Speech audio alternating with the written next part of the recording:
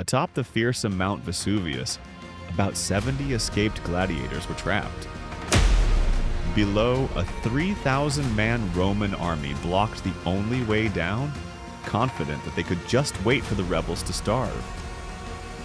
The Roman commander Gaius Claudius Glaber didn't even see them as an army.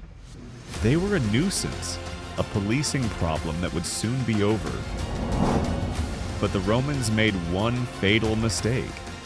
They completely underestimated the brilliant mind of the man leading the slaves, a tactician named Spartacus. This is the story of how he turned a death sentence into one of the most legendary upsets in history. But this wasn't where their story began.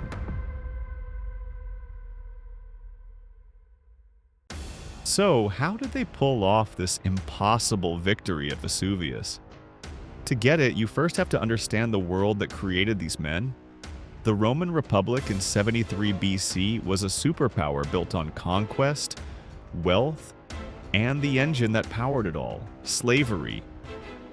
Millions of men, women, and children were property, their lives dictated by their masters. And at the top of this brutal food chain was the gladiator.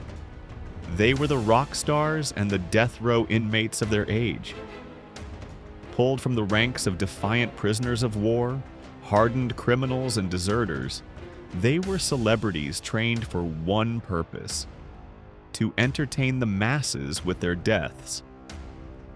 In the city of Capua, a wealthy hub known for its fertile land, stood one of the most famous gladiatorial schools, or ludi, owned by a man named Lentulus Bataillus. Life inside this school was a relentless cycle of brutal training and deadly combat. These men were honed into perfect killing machines, their bodies hardened while their spirits were systematically broken. Every single day was a reminder that their life wasn't their own. It was a show, meant to be consumed by a roaring crowd. Among them was Spartacus. Ancient historians like Appian and Plutarch give us only fragments of his early life. They agree he was a Thracian, from the rough mountainous lands north of Greece that Romans considered barbaric. Some sources claim he once served as an auxiliary soldier in the Roman legions, fighting for the very empire that would later enslave him, maybe after deserting or being captured. If that's true, his military background was about to become critical. It meant he understood Roman tactics, Roman discipline, and most importantly, Roman arrogance. Plutarch even described him as being more intelligent and cultured than one would expect, with a mind as sharp as the sword he was forced to carry. He wasn't alone. Other leaders like Crixus and Oenomaus, both from Gaul, were chosen for their strength and stood with him. They were brothers in chains, and their shared ordeal created an unbreakable bond. In 73 BC, they reached a breaking point.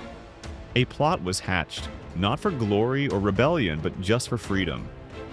The original plan may have involved as many as 200 gladiators, but word of the plot was betrayed.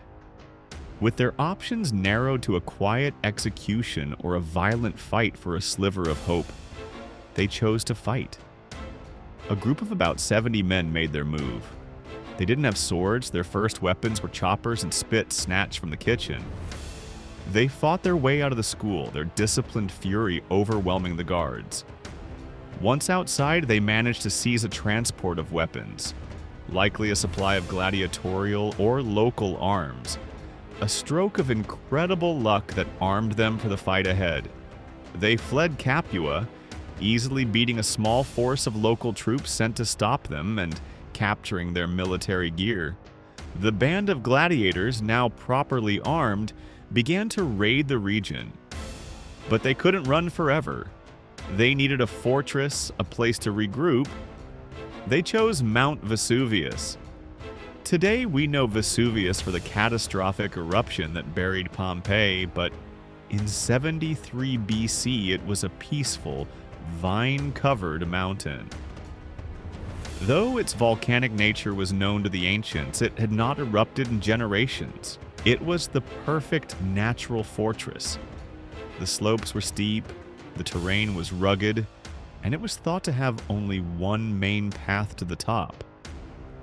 As they made their camp, their numbers started to grow. News of the escape spread like wildfire. Other escaped slaves from the countryside, shepherds and herdsmen, all drawn by the dream of freedom, flocked to Spartacus's banner. What started as 70 desperate men was fast becoming an army. When news of a slave revolt in Campania, a wealthy vacation spot for Rome's elite, reached the Senate, the reaction wasn't alarm, it was contempt. In their eyes, this wasn't a war, it was a crime spree. Rome's mighty legions were busy fighting elsewhere in Hispania and against Mithridates in the east. Dealing with a ragtag bunch of runaway slaves was beneath a full legion. So the Senate sent a praetor named Gaius Claudius Glaber. A praetor was a city official, and his force reflected just how seriously or not seriously they took the mission. He cobbled together a militia of 3,000 men, picked up in haste and at random, as the historian Appian put it.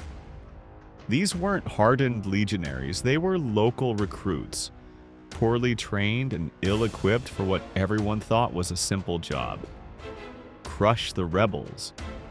Glaber was a product of the Roman system, confident, arrogant, and utterly conventional in his thinking. He arrived at Vesuvius and saw exactly what he expected to see. He identified the single known path up the mountain where the rebels were hiding. His strategy was simple, logical, and in his mind, foolproof.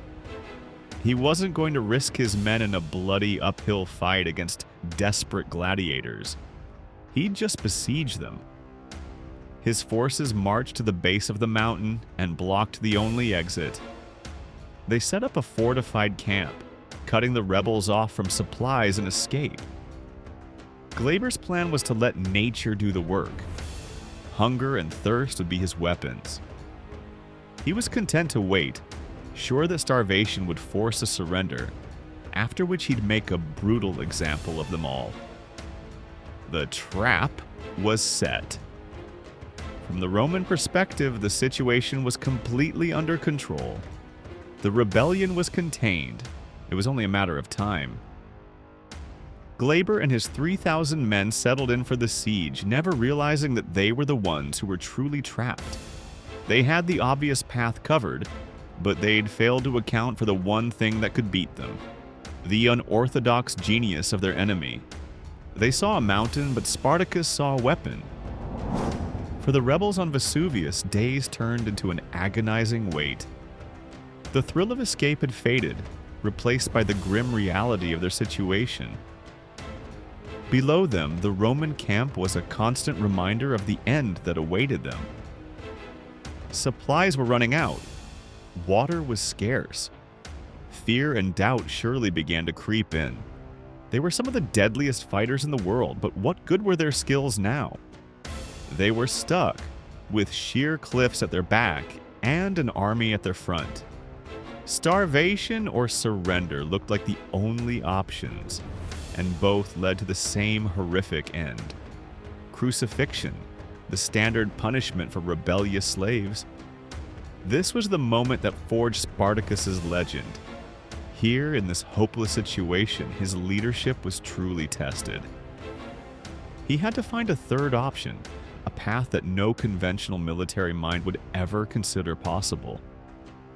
He looked around and saw not a prison, but an arsenal. The slopes of Vesuvius were covered in thick, wild vines. Where Glaber saw an impassable cliff, Spartacus saw a way out. An idea started to form, a plan so audacious, so completely outside the Roman military playbook, that it was brilliant. He gathered his men and laid it out. They wouldn't go down the path the Romans guarded. They would go down the cliffs the Romans ignored. His men got to work, harvesting the tough vines that grew all over the mountain. They twisted and braided them, fashioning them into long, sturdy ropes and makeshift ladders. This was an incredible feat of ingenuity, turning the walls of their prison into the key to their escape. Imagine the scene. Hundreds of men, scarred from the arena, hands raw, working silently and desperately, their lives hanging on the strength of these improvised ropes. It required immense trust in Spartacus, a belief that this insane plan could actually work. He had to calm their fears and channel their desperation into focused work. As night fell, they put the plan into motion. This was the critical moment. The descent had to be done in near total silence. One slip, one falling rock could alert the Romans and doom them all. One by one, the gladiators and the other runaways began their terrifying descent, rappelling down the sheer cliff faces, their hands gripping the vine ropes that were their only lifeline. This was a feat that would test the nerves of elite commandos, let alone a group of escaped slaves with improvised gear. They were coming down the one side of the mountain the Romans had left completely unguarded, convinced it was impossible to climb. This was the fatal flaw in Glaber's by-the-book strategy. He had planned for a siege, not for a vertical flanking maneuver. Slowly and silently, the entire force made it to the base of the cliffs. They had done the impossible. They were now behind the Roman lines, completely undetected. They had turned their trap into a launch pad for a counterattack. The Roman militia slept soundly in their camp below, confident their enemy was starving on the peak above them. They had no idea that death was creeping up on them from the one direction they never thought to watch. In the pre-dawn quiet, the Roman camp was complacent. The siege had become a boring waiting game. Sentries, if they were posted at all, were likely looking up the mountain path, not into the darkness behind them. They were a militia, not a professional legion, and their guard was down. They felt secure, protected by the mountain in front of them and their own arrogance. That security was shattered in an instant. With the element of total surprise, Spartacus's forces stormed the camp from the rear. The attack was swift, brutal, and utterly devastating. The sleeping Roman soldiers woke up not to a call to arms, but to the sounds of slaughter. Men trained to fight one-on-one in the arena were now unleashed in a wave of vengeful fury. They were fighting for their freedom and against the very men who were sent to nail them to a cross. The Roman militia, caught completely off guard, panicked and fell apart. There was no time to form lines or organize a defense. Command dissolved into chaos. It was a rout. A total collapse of Glaber's force. The rebels overran the entire camp, cutting down the disoriented soldiers where they stood. Gaius Claudius Glaber, the praetor who wanted an easy victory, was totally defeated. The ancient sources are silent on what happened to him. We don't know if he was killed in the battle or just fled in disgrace, his failure too complete for Roman historians to bother recording. What is certain is that his army was defeated. The sun rose on a scene of carnage, but for the rebels, it was a sunrise of victory. The aftermath was just as important as the battle itself. The Roman camp was a treasure trove. The rebels who had escaped with kitchen knives now had a huge stockpile of Roman military equipment. Swords, armor, shields, and supplies. They hadn't just defeated a Roman army, they had armed themselves with its strength. The psychological impact was enormous. Word of this impossible victory spread like wildfire. A small band of slaves, trapped and starving, had not only escaped but had annihilated a Roman force of 3,000 men. This victory transformed the rebellion. It was no longer a desperate run for survival, it was now a powerful uprising. thousands more flocked to join them, and the rebel army swelled from a few hundred to tens of thousands. They were no longer just gladiators. They were an army of the oppressed, united by a shared hatred for Rome and a burning desire for freedom. The Battle of Mount Vesuvius was the spark that ignited the Third Servile War, the greatest slave rebellion Rome would ever face. This single brilliant move legitimized Spartacus as a leader of incredible daring and skill. It forced the Roman Senate to finally wake up to the threat they faced. This wasn't a raid. This was a war. They would soon send more armies, even consular legions, but Spartacus and his growing force would defeat them again and again, plunging Italy into chaos for 2 full years. The Battle of Mount Vesuvius stands as one of the most remarkable military upsets in history. It's a timeless testament to the power of unconventional thinking and the unbreakable will to be free. Spartacus's brilliant use of improvised tools and his exploitation of his enemy's arrogance became legendary. He proved that even the mightiest empire has weak spots, and that a determined leader can turn a hopeless situation into a history-defining victory. Though the rebellion was ultimately crushed 2 years later, and thousands of his followers were crucified along the Appian Way as a horrific warning, the legacy of Spartacus endured. The victory at Vesuvius ensured that his name would never be forgotten.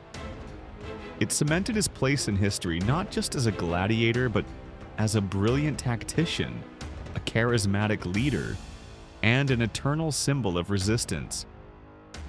He was the man who, for a brief, glorious moment, looked the Roman eagle in the eye and made it blink.